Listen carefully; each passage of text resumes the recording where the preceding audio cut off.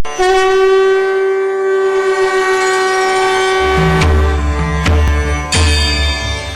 भारती को प्रणाम करता हूं, सबके गुरु माता पिता को प्रणाम करता हूं। बच्चों ढेर सारा लगता है और सभी लोगों को सुबह की राम राम। चलो मैं पहले आज का एक बड़ा महत्वपूर्ण विषय है वो समझाता हूं। आज हम जिस विषय पर बात करने जा रहे हैं वो ये है कि धन कहां चला जाता है, कहां खर्च होता है। किसी का धन मंगल कार्यों में खर्च होता है, किसी का बीमारी में, किसी का मुकदमेबाजी में, किसी का फंस जाता है कहीं धन, किसी का धन घर बनवाने में चला जाता है, किसी का धन शादी ब्याह कराने में चला जाता है, किसी का धन जिम्मेदारियां उठाने में चला जाता है। और ये जीवन के किसी भी मोड़ पर हो सकता है आज आपका धन खूब सारा आपके साथ हो, लेकिन कल वही ग्रह जब बदले तो हाथ पर कुछ ऐसे चिन्ह आ जाएंगे और उसके बाद आपका धन ऐसा खर्च होना शुरू होगा कि उसका रुकना मुश्किल हो जाएगा। तो इसी विषय पर आज चर्चा करते हैं। हाथ के माध्यम से आप देखते रहिएगा और सतर्क होते रहिएगा। लेकिन शुरुआत में मेष, वृषभ और मिथुन राशि का हाल। मुद्दे की बात शुरू करते हैं। कहां जाता है ये धन? बहुत सारे लोग बहुत सारा कमाते हैं, ऐसा नहीं, चला कहां जाता है पता भी नहीं चलता और ये गायब हो जाता है। ऐसा क्यों है? ये बात तो ठीक है कि जिन लोगों की कुंडली में दरिद्र योग होता है उनके पास धन कभी नहीं बचता, ये तय मान के चलिए। बचेगा या तो मां या बेटी या जीवन साथी की वजह से, अन्यथा तो कुंडली में अगर उनके दरिद्र योग है तो है, वह धन नहीं रख सकते, बचेगा नहीं, चाहे कितना भी कमा ले बचेगा नहीं। और जीवन साथी के या बेटी के या बेटे के भी जिंदगी में आने के उपरांत ही उनके पास धन बचने की चांसेस बनने शुरू होंगे, वो भी तब जब वो उनके हाथ में दे देंगे और खुद दरिद्र बने रहेंगे, चाहे लाखों कमावे। दूसरी महत्वपूर्ण बात, राहु एक कील की तरह से कार्य करता है जो जल भरे बर्तन में छेद कर दे, धन उससे टपकना शुरू होता है और कुछ समय के बाद आपको कभी ये पता ही नहीं चलेगा कि मैंने जो धन कमाया आखिर गया कहां। कुछ नहीं दिख रहा, मैंने कोई ऐसे एसेट्स भी नहीं बनाए, सब कुछ ठीक ही रखा, बावजूद उसके कहां चला गया समझ में नहीं आया। बहुत सारे लोग ऐसे भी मिलेंगे आपको कि एक वक्त तक उनके पास बहुत पैसा था, घर में मंगल कार्य हुआ, शादी करी बच्चों की, और उसके बाद धन का टूटा पड़ना शुरू हो गया। ऐसा क्या हुआ वहां पर कि उस विवाह करने के उपरांत उन बच्चों की वजह से धन एकदम गायब होना शुरू हो गया और कुछ ऐसी परेशानियां गले लग गई कि धन खत्म हो गया। हाथ पर ये सभी निशानात 1 से 1.5 वर्ष पहले आ जाते हैं। बस तभी से आप सतर्क हो जाइएगा तो चीजें बहुत बेहतर करी जा सकती हैं, क्योंकि प्रभु ने किस्मत लिखकर कलम को कभी तोड़ा नहीं। बहुत सारी चीजें मनुष्य के हाथ में सौंप दी है, बस विवेक अनुसार निर्णय ले और होने वाले नुकसान को बहुत हद तक बचा सकते हैं। लेकिन पहले कर्क, सिंह और कन्या राशि का हाल, उसके बाद फिर आगे की बात। अब हाथ पर मैं कुछ एक चीजें बता रहा हूं और उन चीजों को आप देखते जाइए और ये तय करते जाइए कि यदि आपके भाग्य में धनहानि के योग है तो वो धनहानि होगी कैसे, या आपके भाग्य में अगर धन खर्च हो जाने के योग है तो वह धन खर्च होगा कैसे। लेकिन सबसे पहले ये जानते हैं कि धन जुड़ता कब है। अगर ये चारों उंगलियां आपस में जुड़ी हुई हैं तो धन रुकेगा, यानी जब आप ऐसे ऐसे करते हैं और इनके बीच में गैप नहीं आता है तो धन जुड़ेगा और ठीक ठाक जुड़ जाएगा। और धन जुड़ने का यदि योग है तो हजारों कमाने वाले भी लाखों जोड़ देते हैं, और धन निकलने का योग है तो लाखों कमाने के बावजूद हजारों में भी धन नहीं बचता। तो आपको ध्यान यही रखना है, जुड़ी हुई उंगलियां नहीं है। अगर आप उंगलियां जोड़ते और बीच में ये गैप्स आ जाते हैं तो ये तय मान के चलना होगा आपको कि अलर्ट रहें, नहीं तो धन गायब होगा। कैसे गायब होगा ये मैं बता रहा हूं, अभी बताता हूं। सबसे पहले ये वाला हिस्सा देखिए।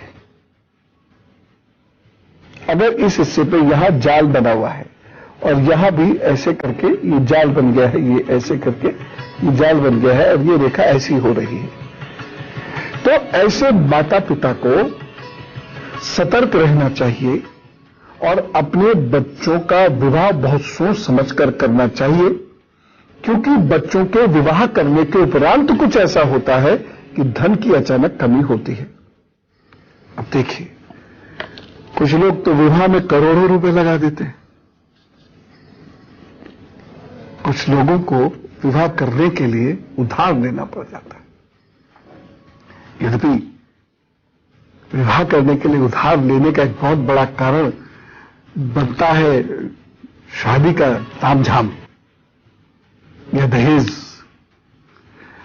और इसका अब विरोध होना चाहिए, पुरजोर विरोध होना चाहिए। अगर धन है तो बच्चों के काम आए। खैर, ये तो अलहदा बात हो जाएगी। मैं फिलहाल जो बात कह रहा हूं, विवाह इसमें बहुत सोच समझकर, देखकर, कुंडली मिलाकर और प्रभु कृपा में रहकर कीजिएगा। और ऐसे लोगों को जो विवाह करने के खास नियम मैंने एक बार बताए थे कि 15 दिन पहले से क्या करना, विवाह के दौरान क्या होना है, वो खान पान तक का मैंने एक नियम बताया था, उन सभी नियमों का पालन करना ऐसे लोग, अन्यथा परेशानी बहुत होगी। विवाह के बाद कुछ भी कारण बन सकते हैं, लेकिन उन बच्चों की वजह से आपका धन निकलना शुरू होगा, काफी निकल जाएगा। मैं आपको पहले तुला, वृश्चिक और धनु राशि का हाल बताता हूं और उसके बाद फिर धन कहां खर्च हो जाएगा वो रास्ते बताता हूं।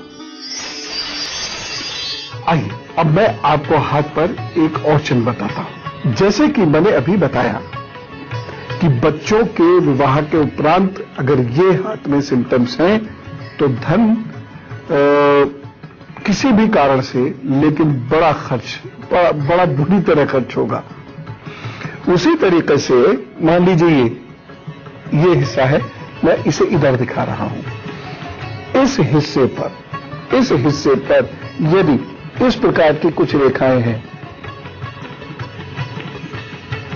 ऐसे, या इस प्रकार की इस हिस्से पर, है ना, इस हिस्से पर इस प्रकार की कोई रेखाएं हैं,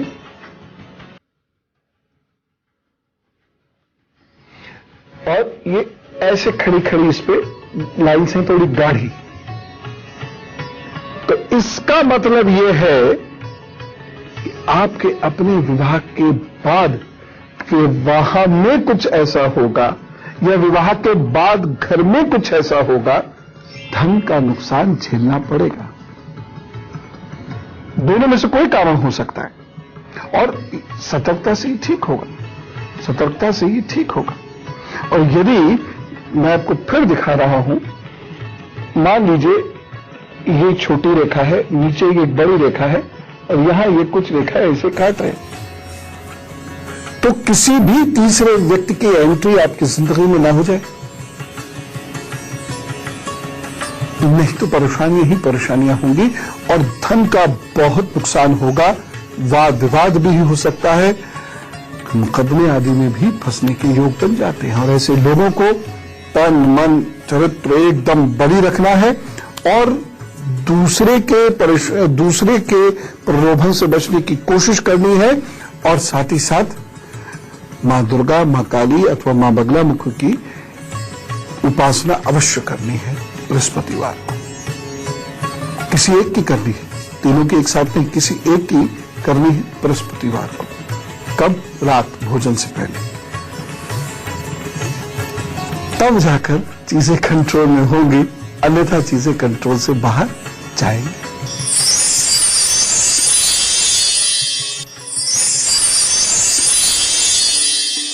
बातचीत का सिलसिला भी शुरू कर देते हैं और मैं पुनः निवेदन करता हूं कि guruparv@itvnetwork.com पर या फिर गुरुपर्व के फेसबुक पेज के अतिरिक्त मैं कहीं आपके प्रश्न का उत्तर नहीं देता हूं। मैंने जहां से बात छोड़ी थी वहीं से शुरू करूंगा। जो बात सीधे सीधे आपके इख्तियार में है, आपसे संबंधित है, वहां तो आप बड़े स्तर तक बचाव कर सकते हैं, लेकिन जो आपके अधिकार क्षेत्र के बाहर है वहां आप कितना कर पाएंगे? कि प्रभु इच्छा और आपकी तपस्या। जैसे इन हाथों में जो मैंने रेखाएं बताई थी ना अभी, ये यहां ऐसे जा, बहुत पुरानी बात है, इस पर किस्से बहुत होते हैं। मैंने एक सज्जन को कहा, बहुत पुरानी बात है कि कोशिश करें बहुत जान पहचान में ही बेटी का विवाह करें, और वो भी बहुत सोच समझ के कुंडली मिला के। मैं कुंडली नहीं मानता, ये सब बेकार की बात है, पुराने दौर की, बेकार की, इससे कुछ नहीं, इसका कोई विज्ञान नहीं, इसका कोई वैज्ञानिक आधार नहीं है। मैंने उनसे ये पूछा कि क्या सारा विज्ञान आपको आता है, आप ये बात कह सकते हो? नहीं। फिर मैंने उससे पूछा, क्या आप ये जानते हो कंफर्म रूप से कि जो भी कुछ इस दुनिया और ब्रह्मांड में था, विज्ञान सब खोज चुका है, अब आगे कुछ नहीं खोजना बाकी है? नहीं। फिर मैंने तीसरा ये निवेदन किया कि जब अभी बहुत कुछ रह गया आपके विज्ञान में और विज्ञान में, तो आप किसी चीज को खारिज क्यों करते हो अपने पूर्वग्रहों के चलते? मेरी बात मान लो। नहीं मानी क्योंकि व्यक्ति की ईगोज बहुत हाई होती हैं और ये तय है विनाशकाले विपरीत बुद्धि। उन्होंने बहुत सारी प्रपंच और शान में उलझ कर बिटिया का विवाह किया, उसके बाद जो मुकदमेबाजी शुरू हुई है और परेशानियों का दौर शुरू हुआ है, सड़क पर ऐसे ही एक और चीज जो मैंने अभी हाथ पे आपको एक रेखा दिखाई थी, इसे मैं पुनः दिखा रहा हूं और एक उदाहरण के साथ समझा रहा हूं। ये छोटी रेखा, ये बड़ी रेखा, ये यहां छोटे छोटे ऐसे ये काटती हुई कुछ रेखाएं जो डार्क दिख रही हैं, जो गौर से ही देखते ही, बहुत गौर से देखने की जरूरत नहीं, थोड़ा सा यूं करते ही दिख रही है। कुछ रेखाएं यहां भी छोटी छोटी है। क्या स्थिति हुई? विवाह के उपरांत एक तीसरे व्यक्ति के मध्य में आने की वजह से ऐसा विवाद उत्पन्न हुआ कि बात पुलिस से होते हुए कोर्ट तक पहुंच गई और परेशानियां इतनी बढ़ गई, उसमें बेपनाह धन खर्च हुआ। एक और चीज मैं आपको बताता हूं, वो ध्यान से सुनिएगा। ये हाथ में इस तरीके से रेखा यहां काट रही है, ये यहां तक, ये इतनी ऐसी आ गई ये। तो बराए मेहरबानी केवल अपनी बुद्धि से कभी संपत्ति मत खरीदिएगा। 2-4 लोगों की अच्छे से सलाह ले लीजिएगा, 2-4 लोगों को उसमें इन्वॉल्व कर लीजिएगा, तब कोई कार्य कीजिएगा, अन्यथा आप संकट में फंस सकते हैं, परेशानी हो सकती है। इन रेखाओं वाले हाथों में मनुष्य या व्यक्ति संपत्ति में धन लगा देता है और वो धन अटक जाता है और वह जीवन भर की पूंजी लगा देता है। बहुत सामान्यतः भारत में मिडिल या लोअर मिडिल क्लास पर एक्स्ट्रा धन नहीं होता, बड़ी मुश्किल से बचत की हुई वाला धन होता है, फिर कुछ लोन भी लेना पड़ जाता है, तनख्वाहें भी इतनी ज्यादा नहीं होती कि सारी जिम्मेदारियां पूरी हो और लोन भी चुका दें और जो नुकसान हो गया उसे भी सह लें। ऐसे लोग बेहद परेशान हो जाते हैं और लगभग सड़क पर आ जाते हैं। ये वाली रेखाएं अगर हाथ में है तो चाहे घर हो, कोई जमीन हो, कोई दुकान हो, वो हाथ से निकल जाती है और उसमें लगाया हुआ पैसा चला जाता है। यहां से निकलती है अंगूठे की जड़ से ये और जीवन रेखा को काट देती है।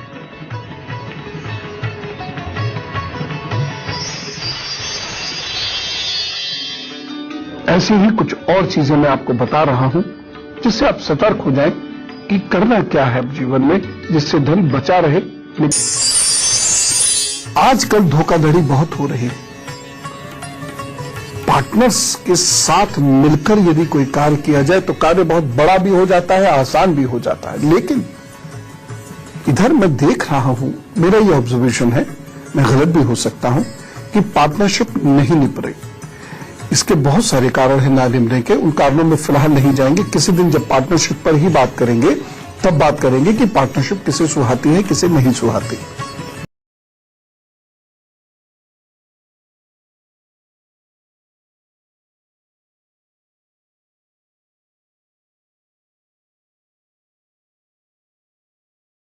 नुकसान दे देते हैं, सड़क पर लाकर छोड़ देते हैं। अगर इस हिस्से से कुछ रेखाएं आपकी भाग्य रेखा को काट देती हैं, यहां से भाग्य रेखाओं को ऐसे काटती हैं, तो साहब छोटा काम कर लेना, लेकिन जिंदगी भर पार्टनरशिप मत करना, कभी नहीं फलेगी और काफी नुकसान देके जाएगी। सड़क पर आ सकते हैं, मुकदमेबाजी भी लग सकती है।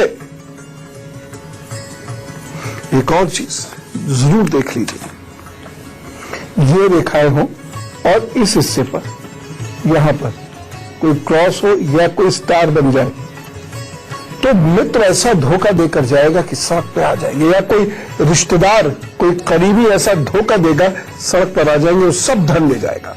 संपत्ति पर भी वह कुंडली मारकर बैठ जाए। क्या करना? जिन लोगों के हाथ में ये चीज हो, पहली चीज, धन के मामले में, संपत्ति और व्यापार के मामले में किसी का विश्वास मत कीजिएगा। मैं ये नहीं कह रहा हूं कि अविश्वास कीजिए, सबको शक की दृष्टि से देखिए, लेकिन किसी से एसोसिएट मत होइएगा। यह मेरे कहने का मतलब है। कोई यदि कहे कि तुम मुझे 1 लाख दे दो, मैं 5 करके तुमको वापस करूंगा, मत कीजिएगा।